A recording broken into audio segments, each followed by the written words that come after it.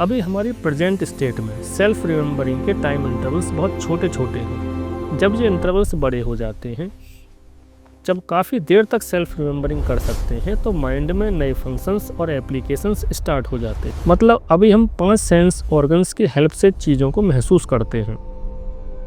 यदि sense organs ज़्यादा हो जाएं और प्रेजेंट में जो सेंस ऑर्गन्स हैं उनकी महसूस करने की रेंज बढ़ जाए, तो हमारी नॉलेज कहाँ से कहाँ हो जाएगी।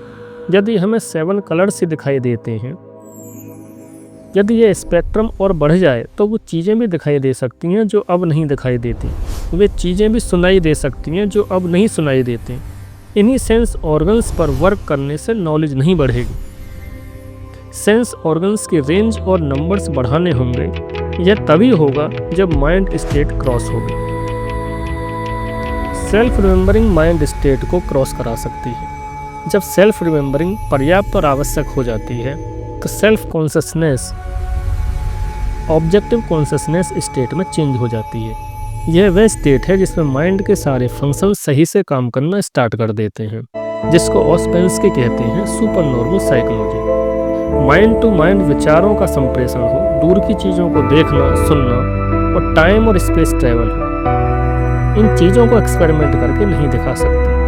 एक्सपेरिमेंट इसलिए नहीं कर सकते कि यह एक्सपेरिमेंट का क्वेश्चन नहीं, यह चेतना की अवस्था का परिवर्तन है। चीज़ें वही हैं, उसमें परिवर्तन नहीं है। यदि स्टेट चेंज हो जाती है, तो चीज़ों का हमको जो अनुभव होता है वह बदलने लगता है।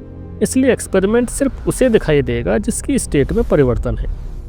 दोबारा रिपीट करूं, एक ही चीज़ के लिए प्रत्येक मन का नज़रिया अलग अलग होता है। इसी वजह से हर आदमी का मन अलग अलग स्टेट में चलता है और नॉलेज की क्वालिटी भी अलग अलग होती है। टाइम और स्पेस के साथ साथ भी नज़रिया बदलता है। इसलिए कोई 2 मन आपस में मैच नहीं कर सकते। मन मैच कर सकते हैं सिर्फ हाईएस्ट मेंटल स्टेट में। जीवन के बेटर एक्सपीरियंस के लिए हायर मेंटल स्टेट की ओर चलें। सेल्फ रिमेंबरिंग आपको वह फोर्स देता है